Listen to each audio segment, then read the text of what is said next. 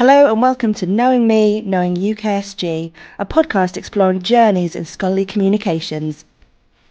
In each episode, we hear from someone inspiring from the knowledge community and ask them to tell us about their career journey and what has motivated them along the way.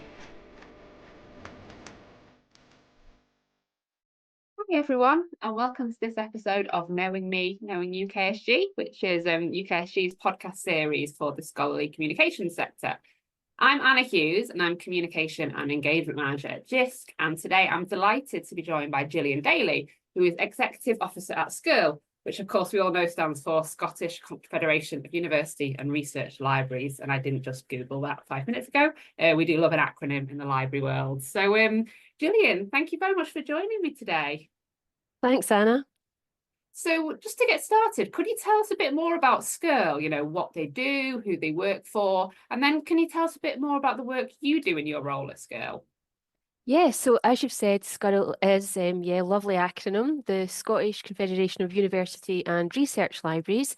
We have 30 members across academic and research libraries in Scotland. So that covers all the university libraries as well as the National Library, our main public libraries in Glasgow and Edinburgh, who have big research collections, as well as a range of small specialist research libraries too. So a really broad and diverse membership, which makes for a really interesting workload. So my role as a SCURL Executive Officer is all about supporting collaboration across that network of 30 libraries. So the breadth of that remit for me makes for a really wide and varied workload, and that shifts from week to week as I balance out the priorities against those different projects and work packages. So all really interesting stuff. This includes SCURL's long-standing collaborative procurement network, SCHEDL, which is another great acronym, the Scottish Higher Education Digital Library.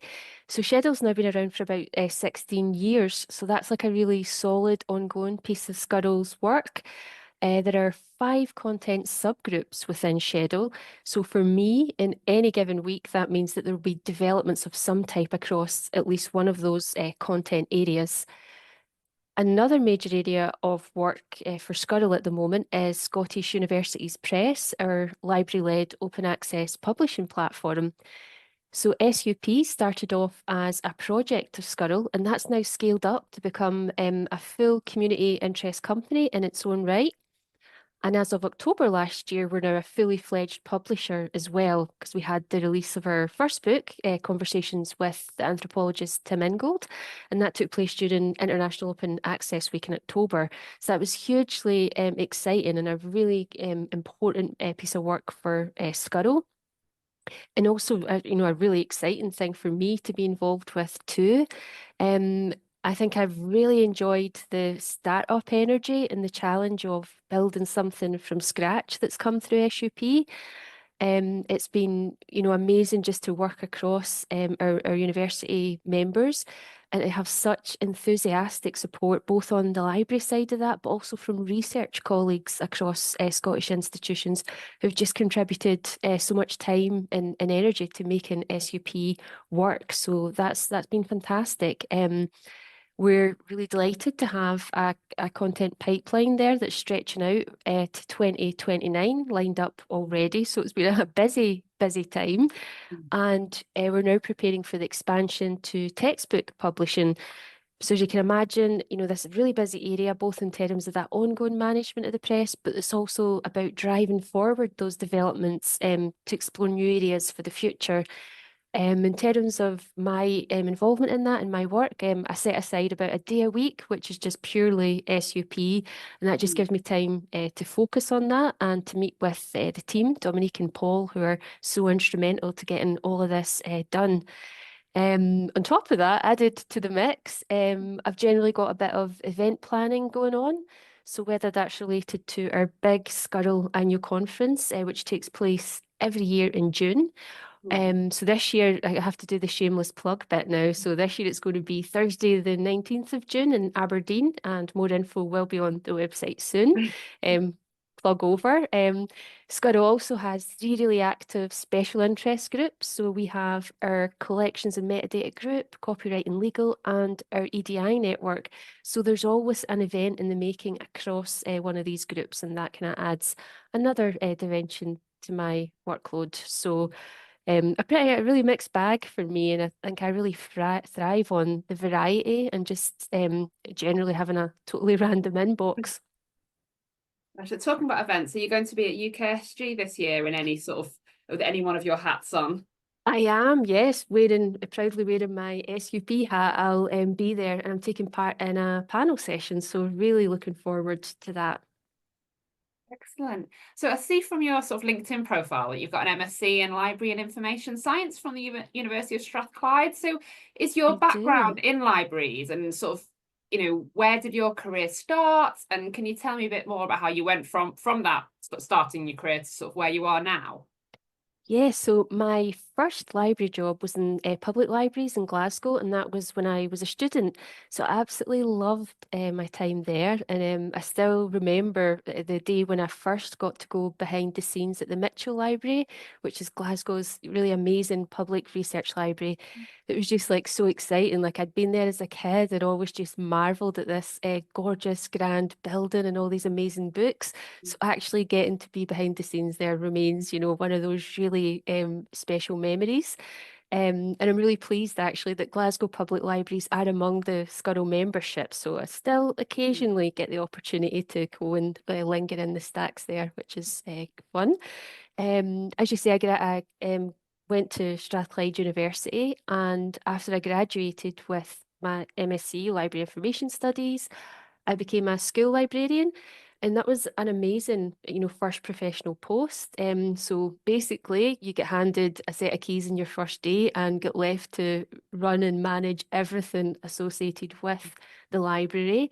And you have the, added joy of all these unruly teenagers in your space as well, which adds a new kind of challenge that you're kind of not prepared for in library school. But I think, for that reason, because of the independent working that's required, it gives you a great grounding in library skills, but also a whole, range of communication and interpersonal skills as you've got to make the work of the library relevant, across the school community. So I really do feel like that provided an excellent grounding in all spheres of library work. From that, then, I moved on to the Scottish Library and Information Council, SLIC, which is the government development agency for libraries in Scotland, for those who don't know. So I initially took up a job there as information officer, which was supporting SLIC's suite of digital services and programmes. So giving away my age here a wee bit, this was just after the rollout of PCs across the public library network, the People's Network rollout in Scotland. So it was a really interesting and innovative time in public libraries, and it was really a great experience to watch how the role of libraries were expanding rather than contracting through technology. So really a great time. So much so that I stayed at SLIC for over 10 years actually. And finally, I was the head of policy and projects there, which took in, so many big Scotland-wide projects and developments. Like with the development of the first ever national library strategy for Scotland, which was a great and really interesting piece of work. I was really involved in a lot of national Scotland-wide digital projects, like introducing digital makerspaces across the network and code clubs as well. So again, a really interesting portfolio of work there. But after that, I mean, I decided it was time for a complete change, actually. So I think in kind of personal terms, my husband had just changed career, and I think I just thought, well, that looks like fun. I'm totally in. Let's kind of do something different. And through my time at SLIC, I had been really interested in working in a variety of research projects that supported our work and developing the projects that I'd mentioned. So I was quite interested in moving to working within a research environment, having seen really just the value that brought to our organisation.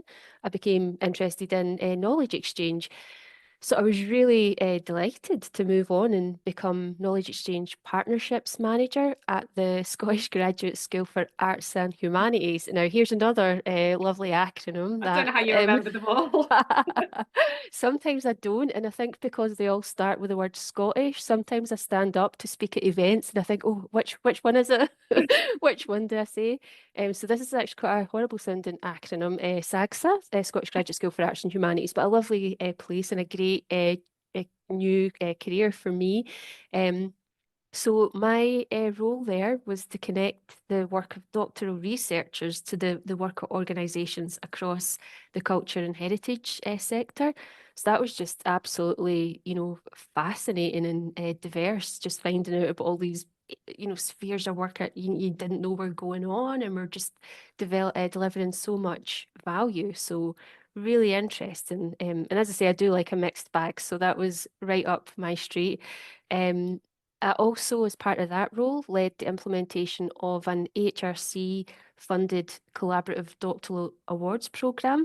So that kind of launched me into the intricacies and complexities of research funding and management, which I have to say has been really useful. And then moving on to my current role at SCURL, since it turned out, in fact, I couldn't stay away from libraries in the end. That's really interesting. So you've worked, across sort of the different sort of roles within the library sector. So obviously you started off in school libraries, and what were the sort of drivers behind this sort of switching of sectors in a way? Was it just that you fancied a change, or was there something else behind it?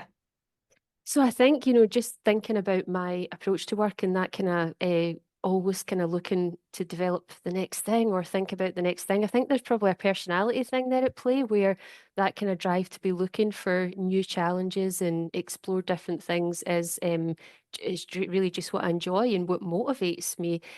So I think that was probably part of it. As I look back, it feels like much more linear than it felt at the time. So I can see how all of those things, absolutely were almost like building blocks for the next thing. And, as I look at my CV, that you can see like a definite, deliberate thread there. But I think at the time when you're in that and living that, it never feels that straightforward. So I think it's really just important to be. I think in my case, it was about being responsive to where my interests were moving and kind of just recognizing where, my skills lay really in bringing those things together. But it was, I think, as we said, a career switch, even, not one that is totally dramatic. As I say, there are definite commonality there, but it is really daunting. I think even if you've worked somewhere for a long time, it's you can become generally just nervous of change. But when you're going into a new sector, and in my case, it was a job type I just hadn't done before, that is quite daunting. But I think the important thing, like to remember about that for people who are maybe interested in switching either between library sectors or doing something bigger, I think just being really recognizing the really broad transferable skills that you develop working in the library sector. I say that I, like variety in a mixed bag, but many of the roles within our sector do just naturally have that as a component. And so I think being mindful of that and realizing where, your skills might apply across different spheres. So, I mean, I really felt that when I moved to SAGSA and working in research for the first time, I would always just kind of go back to something I'd done before and find, go back to the sort of bare bones of it and find something that was like a common link or a thread to a new task that I had been, set or was having to pick up. And I think there's, if you kind of have that approach, there's always like some sort of thread that you can, pick up and run with until you get your grounding or do the, background reading or whatever it is you need to be fully up to speed. So I think it's important to recognize, the value of your past experience. Yeah, that's really useful advice. Thank you. So if you I think you probably touched on this, but what if you had to say one thing, what's the work achievement that you're most proud of out of everything you've done? If you could possibly, I know it's putting you on the spot, pick one thing out. So I think that, and I don't know if it's just that thing you say your most recent thing first, but I think that Scottish Universities Press is definitely, it feels like I'm really proud of how that has developed and emerged. So when I took up post, it had been scoped out as a proof of concept study through SCURL, and was kind of just, had been delivered as something that was a possibility. And it was then just a case of, well, how do we take this forward? How do we make it happen? So that's the stage that I joined at. And I think that was quite exciting for me because that's almost like the presentation of a blank canvas, really. So we think this is a good idea. We'd like to do something about it. We don't know what. So all of that kind of negotiation and discussion around what shape this could take was really exciting, but it did take a really long time. And thinking about, the fact that we have 19 partners involved there, and that's, it's not easy to find something that works across that number of people.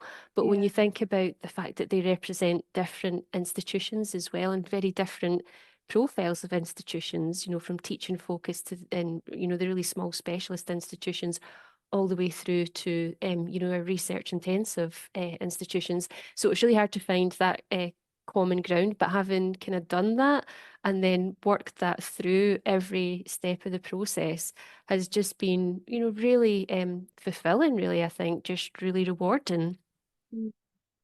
I get the impression, obviously, you like variety, you're a very busy person, but what do you do for your own well-being? How do you switch off?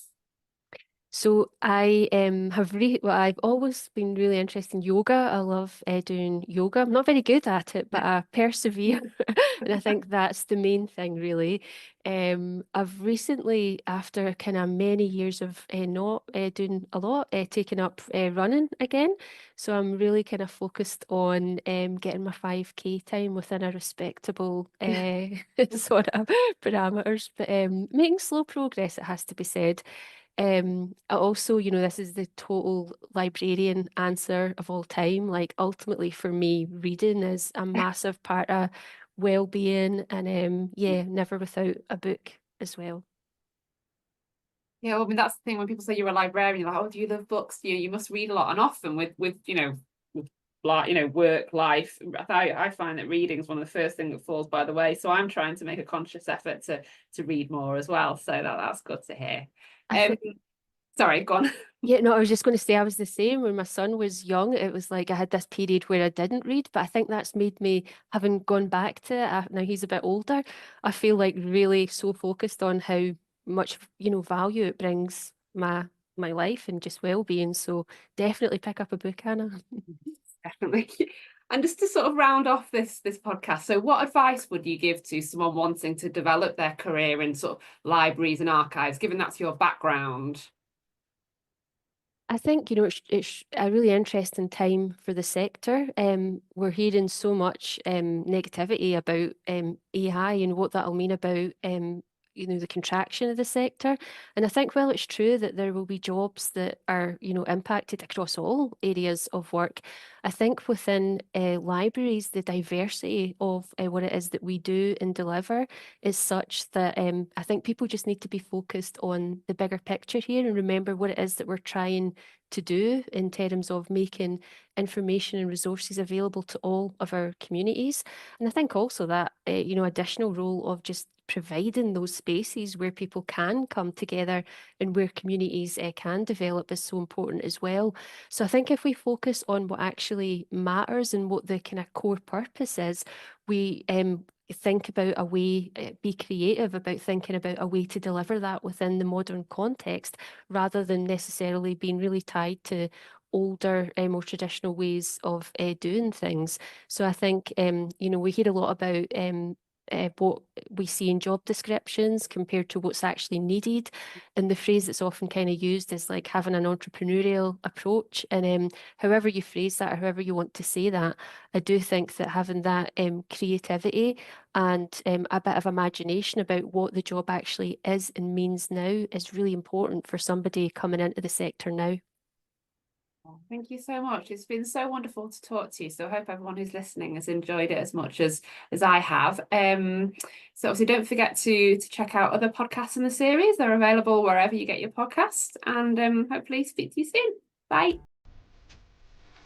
UKSG exists to connect the sector and encourage the exchange of ideas. It brings together the information community of librarians, publishers, intermediaries and technology vendors. If you know someone whose career journey would make for an interesting episode, please get in touch with UKSG via Twitter. Please like and share our podcast to help us support those in our community who are just starting their journey. And subscribe to the channel to keep up with future episodes.